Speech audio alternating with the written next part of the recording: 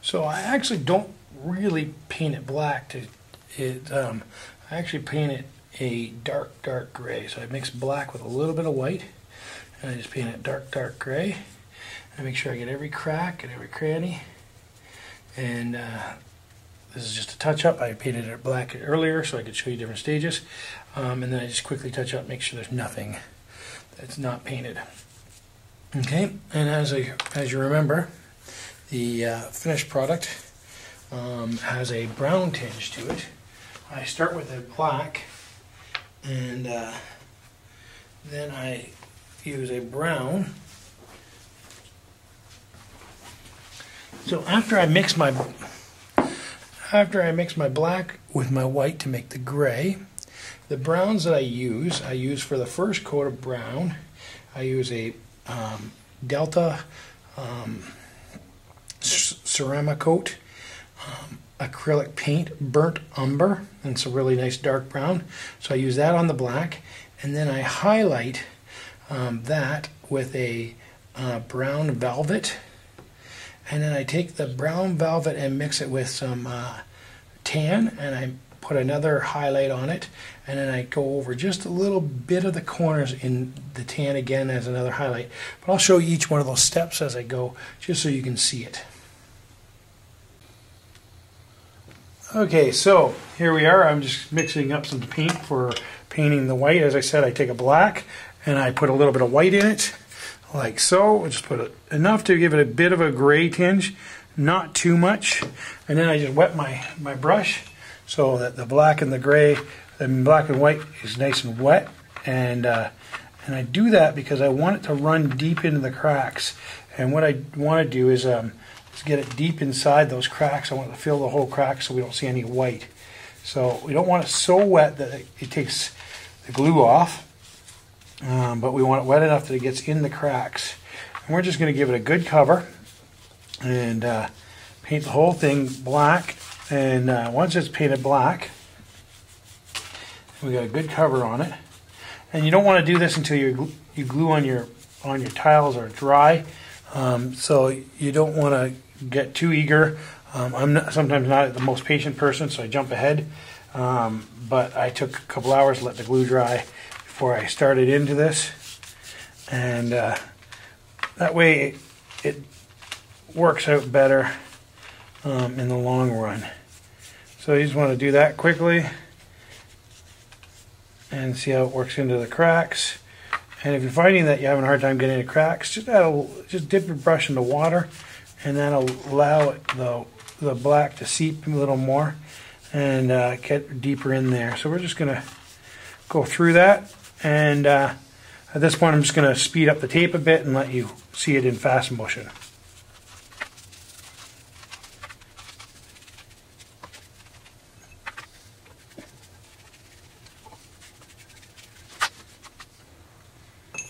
Okay, so now that I've got it painted black, and it'll take some time to dry. Oh, there's just a little white spot right in that one crack. So my brush is nice and wet. I'll just get a little more paint. There we go. Make sure there's no white cracks. Okay, so now that I got it painted nice and black, what we're going to need to do now is let that dry. So while that's drying, I'm going to show you on the one I had pre-painted black, so you can get a good look at that. And first of all, I'm just going to zoom in and let you see the differences there. So that's the black I just painted, and there's the final product right there. Let's zoom into that. There we go. And so I'm going to zoom back out so you can see my work area and see how I'm mixing paint and stuff. Okay, so I'm going to just take a moment and I'm going to grab a paper towel so that we can do some dry brushing. Okay, so the first thing I'm going to do is I'm going to give a quick coat of burnt umber, and I'm just going to put a little bit of that in there.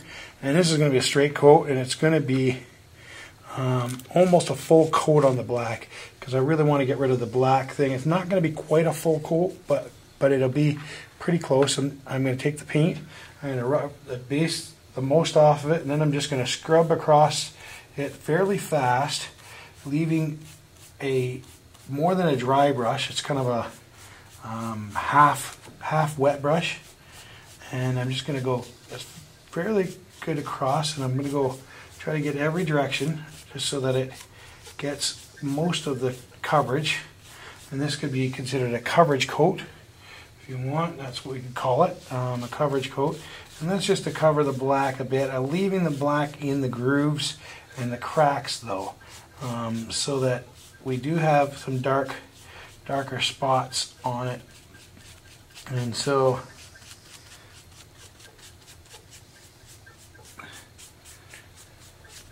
and again, I said I want to work most corners and most ways. There we go. And as you can see, it's now a dark brown with a black undercoat behind it. And so you just want to make sure your paintbrush is fairly dry, and then we'll just let that dry before we go on to the next step of that. Now I'm going to put some brown velvet on, and so the brown velvet, I'm actually going to use it as a dry brush. It's a little brighter than the other, and we'll just take a brush here, and I'm going to get my brush. It's a little, I like a stiff brush when I'm doing dry brushing. I'm just going to wipe off about 80% of it on my cloth here, and I just go like this. And now when you're dry brushing, I always say start on the edge, just so if you got too much on the edge, it's not that big of a deal. So you got a little bit of extra on that, it'll wear off the edges a bit. And so I'm just going to do this, and now I'm going to speed it up for you. So now I'm going to just let it go fast so you can see.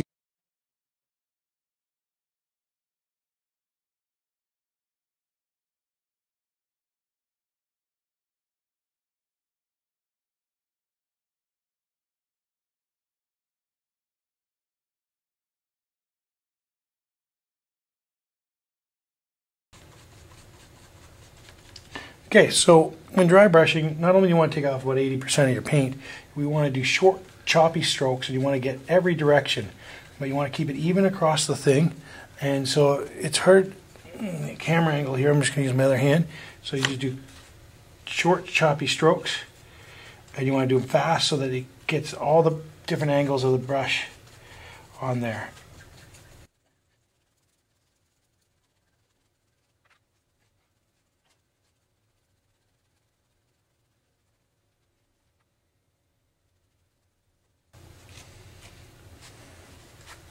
So now you could leave it here at this stage, which is nice brown and reddish stone color, but I'd like to bring in a little lighter tone. So what I'm going to do is I'm going to bring in the tan, and I'm going to mix the tan here beside the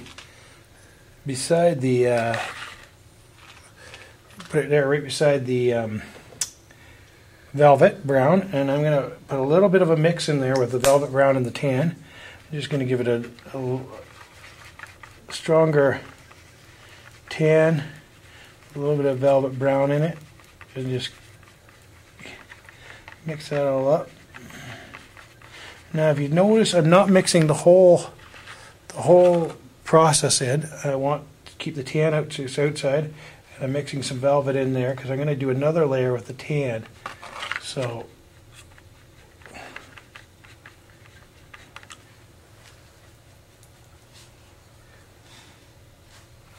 as I said, you should always start on the sides. I didn't bay myself, because then if you got too much, you can kind of hide that in there. So it's still not dry enough on this dry brush.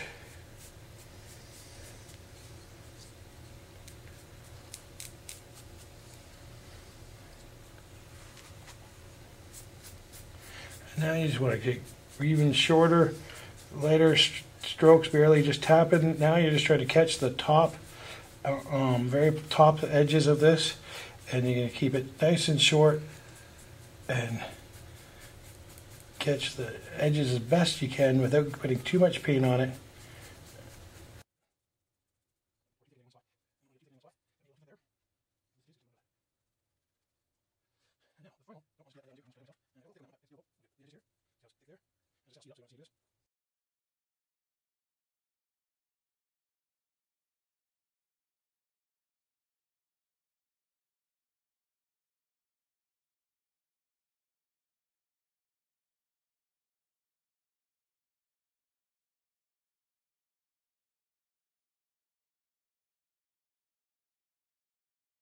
Brush now.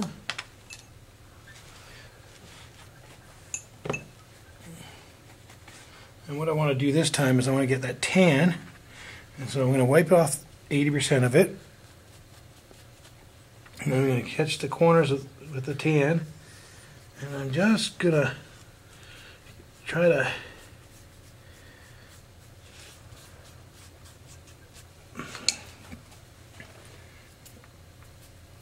hold on.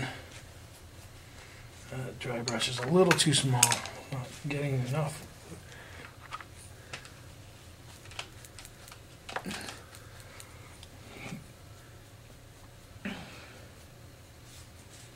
Once again, work the area.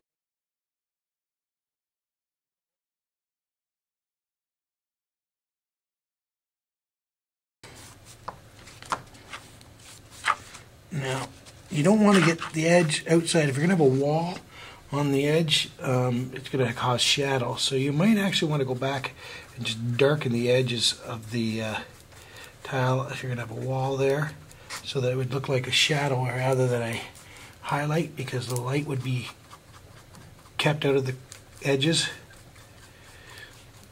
So if you can look at this, my 3 tiles look pretty much the same.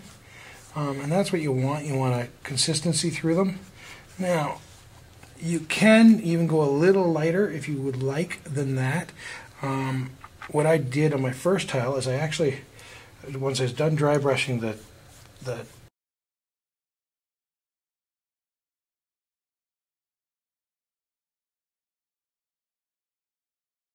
So, as I said, I took a little bit of a khaki paint, so I'm just going to put a little bit of khaki here, and I got a little wee dry brush here. And I'm just going to take this khaki, and I'm just going to hit the very tops of some of the cracks that might have popped up a bit, or the uneven points in the floor. And I'm just going to hit them and highlight them a little bit more. And just ever so slightly. It's not really supposed to be that noticeable.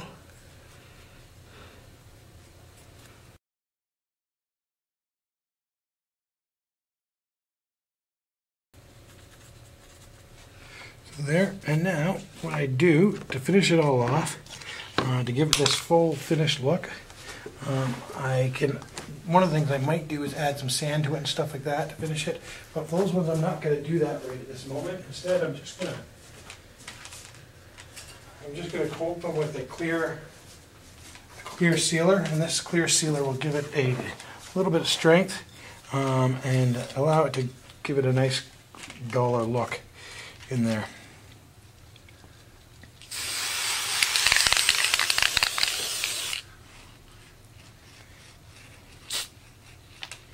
There we go. We have 3 dungeon tiles that look the same, and that's how you do it. And if you want to learn a little bit more about what I'm going to be doing, these are just dungeon tiles, but what I'm going to do is actually I'm going to be doing a Warhammer Quest board. And so I've got all the Warhammer Quest rooms laid out, and I'm going to build them.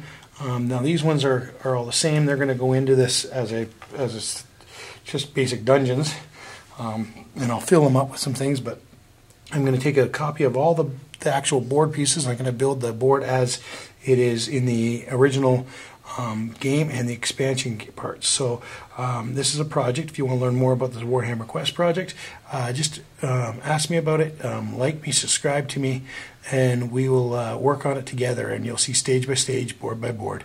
And so there you are. Thank you.